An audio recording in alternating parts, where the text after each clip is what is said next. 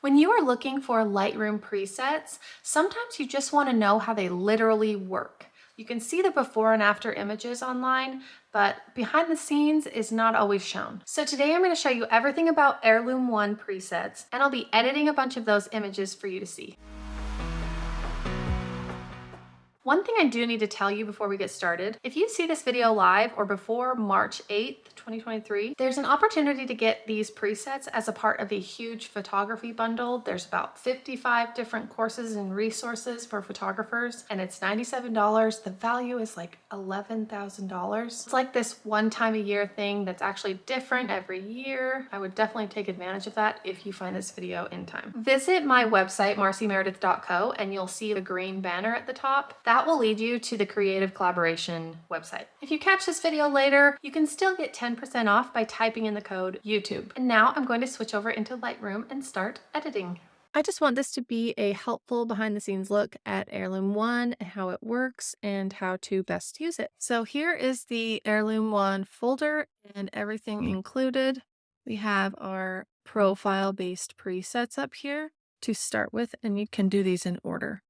And then we have some tone quick tools, correcting quick tools, just some general like grain and sharpening and things. And then a few AI mask tools and a spot for you to do a custom preset. First of all, these are profile based. Profiles are essentially a bunch of adjustments cooked in to a preset. And then when you apply that, it changes everything, but it doesn't do anything to these sliders. So when you put a preset on, it will change a bunch of settings over here that you can actually see. But when you do a profile, which is right in here, you can apply these and it will kind of do a bunch of secret adjustments. So what I've done with Heirloom is when you click on this preset, it is going to automatically apply the correct profile. And then there's a few other little things like lens corrections that I've applied, but it's just a base setting. So let's go through these. We've got 1, 2, 3, 4, and classic black and white. And then moving on down the folder, you can use these quick tools to speed up. So 1 is a little bit more of a soft, muted, lower contrast. 2 is going to be a little on the cooler side. The skin tones are a little more saved, and the blues and greens are more cool. And then 3 is really nice for indoor situations that have a lot of, yellow, a lot of that mixed light. It also adds a little bit of a pop. 4 is going to be a lot more colorful, a lot more punch. If you want the color, then you can apply it. And if it's too much, you can reduce it as needed. But it's a little more bold. And then black and white.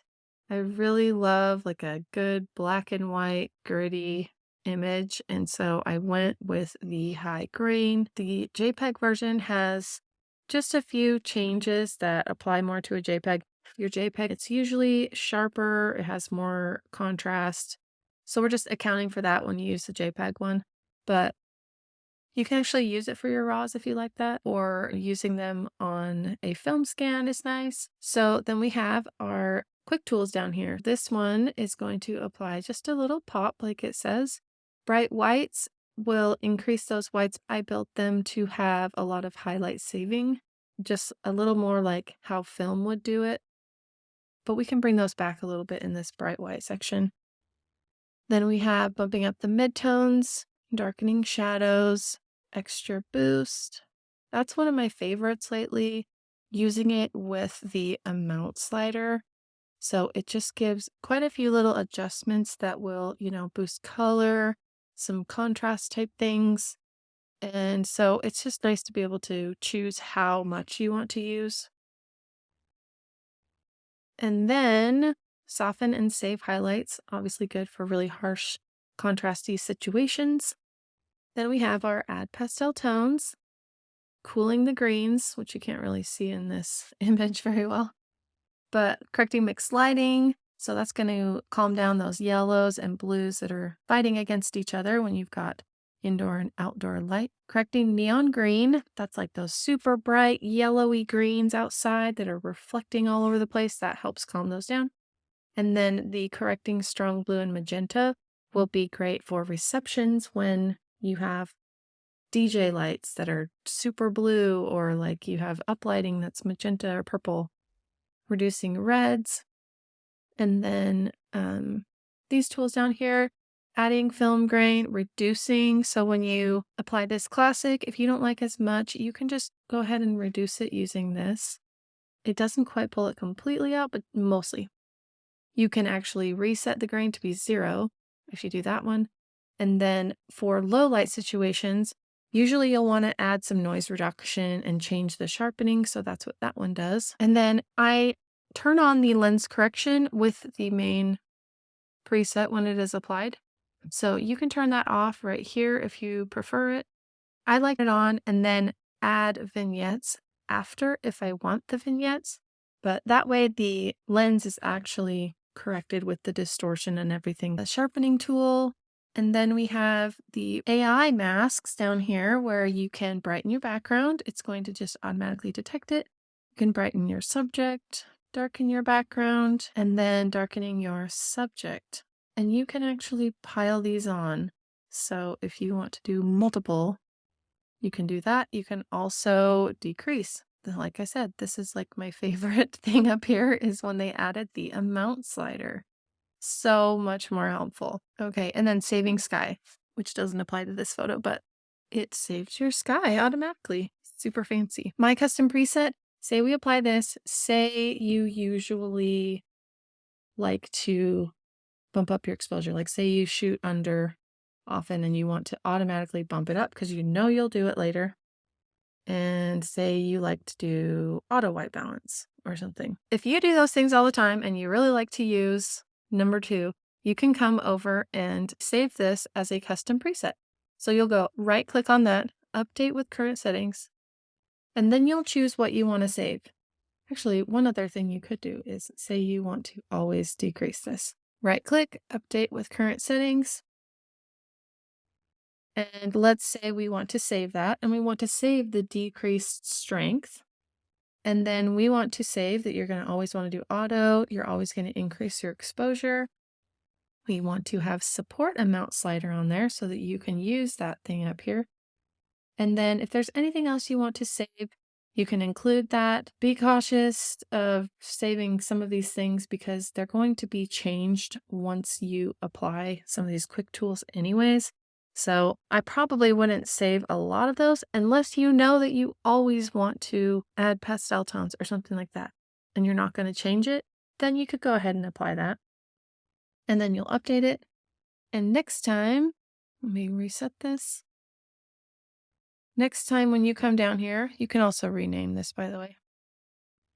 When you apply this, it's going to go ahead and apply this decreased strength, the auto, and your exposure already. So if that just gives you a jump start, you're welcome to create presets, and you can actually add more presets. The other thing about the custom preset is if you make your adjustments, you save it, and then you're like, I didn't quite make that correct.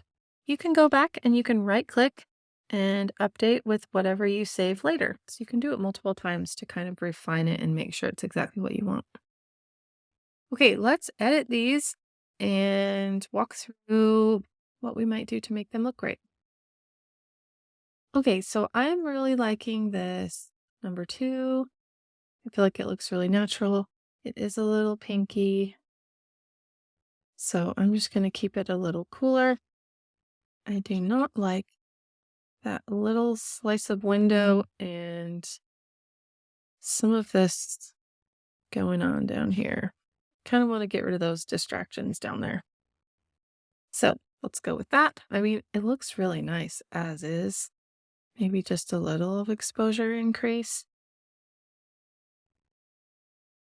And I think we're probably good to go. If you wanted to bump up midtones or add some more color, you could, but I think it looks pretty good.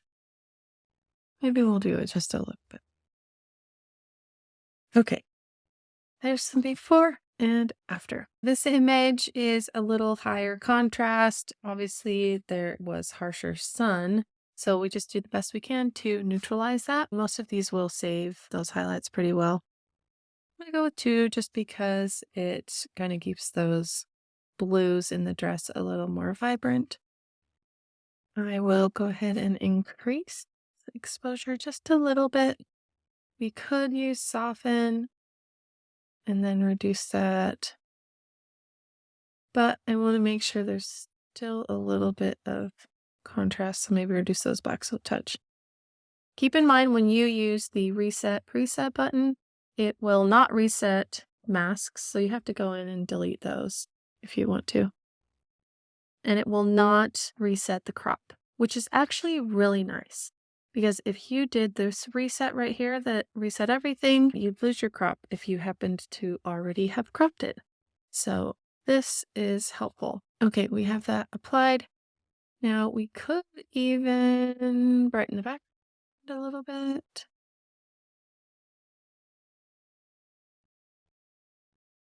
Kind of fun. Okay, so there's your before and after. Now, a totally different lighting situation.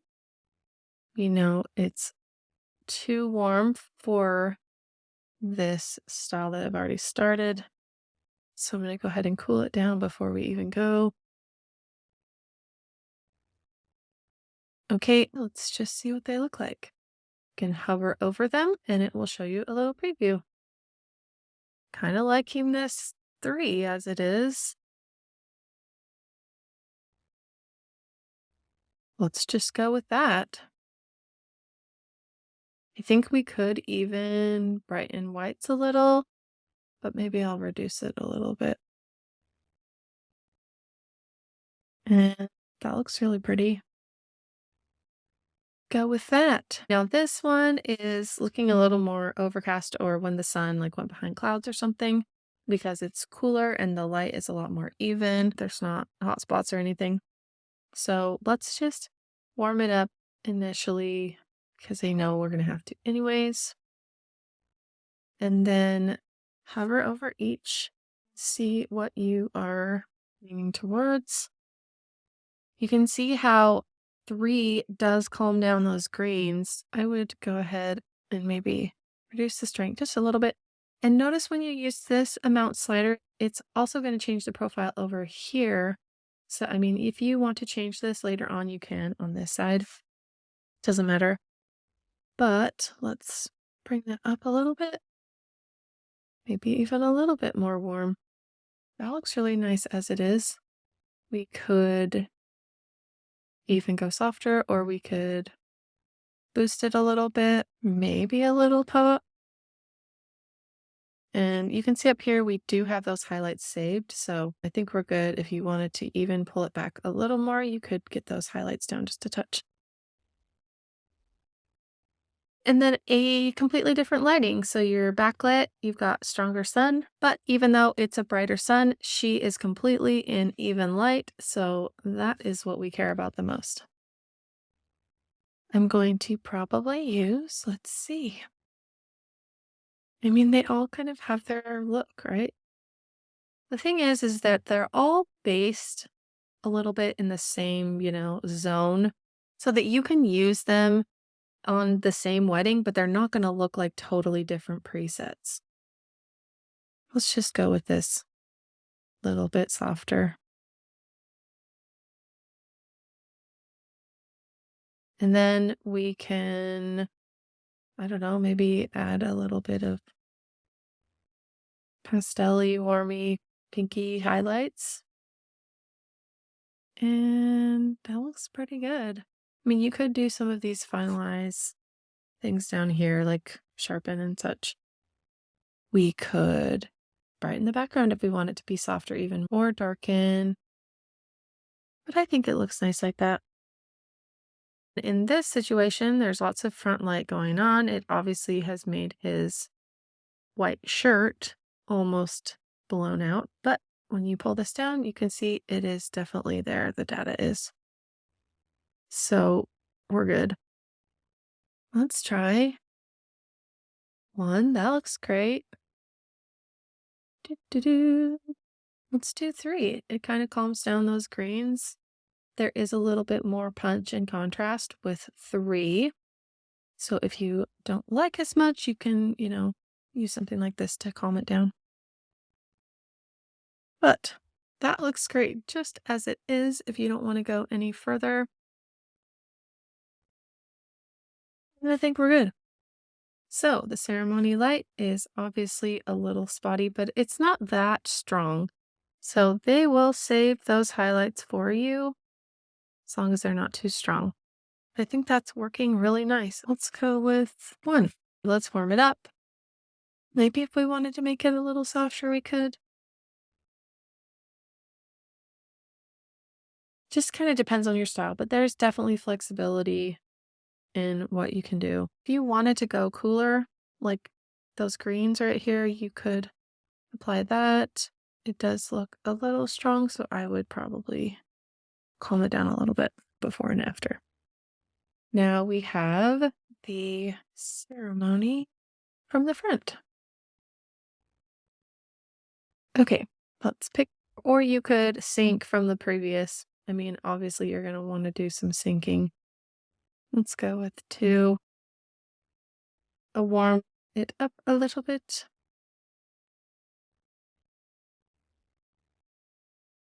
And then, maybe let's just boost it for the fun. I'll just pull that back a touch. Don't be afraid to add green in order to make your skin tones look a little more creamy. I think people are scared of adding green sometimes. Okay. Have our reception, which could work with any of these, I think. Let's go 3. Already adds a little contrast. Maybe that's a little pink. Warm it up, green it up. That looks pretty good. Here's what. That looks kind of fun too. Now, if you did, this isn't a really orangey situation, but when you start getting, those inside lights turned on because they want to show them, and then you have the outside light coming in, it's a little bit mixed. So you could use this correct mixed light. I'll show you. That's what it looks like on and off. So it kind of reduces some of those oranges and yellows as well as the blues to kind of neutralize everything. So we could put that on before and after. We could probably use that same tool for this situation because the wood is also a little bit orange. This looks nice. Let's see what the mix light does. Okay, so it does reduce. If you don't like as much how it reduces, we can calm it down. That looks pretty good. Okay. Then we have this outdoor light that's fairly even. I mean, it's definitely way more even than this one. Even though we're in the same spot, I think we're in the same location. Let's pull this exposure up a little bit to get started. And I know we're going to save some of those highlights. So that looks really nice. Like that. See, 3's looking good on these. Probably because of the outdoor. Let's go with 1. We'll make this really soft. How about that? But we still want a little contrast. So I'm going to pull those blacks down just a touch. Okay, that looks great. We could also, if you wanted to switch it, actually, let's do black and white. I really love black and white, always. I just do. So classic, hence the name. We want to decrease that grain just a touch. I think it does need a little bit of reduction. We'll do that. Could even boost those. You can use these on the black and whites too. I think this one's kind of fun. Maybe calm those highlights down. This is a bit strong. I think we've lost a little of that data in the veil and maybe some of the drifts, but that's okay. We will save a lot of it. Applying this. And I think let's do 3. Just that a little warmer, add some green, maybe a little pop. That's nice. Or deepen the shadows. That kind of looks good too. But let's not ruin those highlights too much. The good thing is that their faces are in even shade, so we're good. There's before and after. This would also probably be good black and white. Kind of fun as like a punchy, grainy. Yeah, I like that. Cool. Okay. I'm gonna go with 4, but then I'm gonna do like a cooler green. And I kind of just like it as is. This one probably looks a little better. Okay, let's cool it a little more. It's really pretty. Okay. Before and after. And you check your histogram. We have not lost all those highlights, so that's good. And then we have our last one. That's so cute.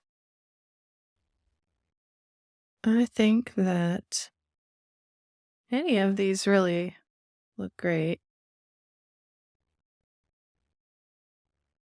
Ooh, black and white looks nice too. I'll go with this one. It actually looks pretty good as is. Let's add a little background light. Loving it. I do need to do that black and white. Let's do that really quick. Let's pull it down. Excellent. Okay, we made it. Let's select all those and pull them into survey mode. They look really nice together. So editing this for real, I'd probably use presets that were a little more even. Like this one, I know we cooled the greens down. If I did that, I probably would try to make cooler greens throughout the rest of the day. In this one, we muted the greens down. And same with the dresses, since they are blue, and some of those presets do affect the blues, I probably would stick to the few that kind of made them all look consistent. And this is a great spot when you hit your survey mode. Shortcut in. You can grab whatever images you want and look at them on a white background like this, and you'll be able to see any inconsistencies. So I hope this was helpful and you can see a little more of how Heirloom One can work for you. And if you are drawn towards this style, you can check out more information at marcymeredith.co/shop. Just as a reminder, if you skip the beginning, there is a creative collaboration bundle going on right now. Heirloom Presets is a part of it, so you would get the presets in this bundle that costs $97, and it has $11,000 worth of product. It's crazy. So I would take advantage of that if you have the opportunity. If you want to dive deeper into how those AI quick tools actually work generally, watch this next video where I show you all about Lightroom's AI masking options. Be sure to subscribe and I will see you in the next video.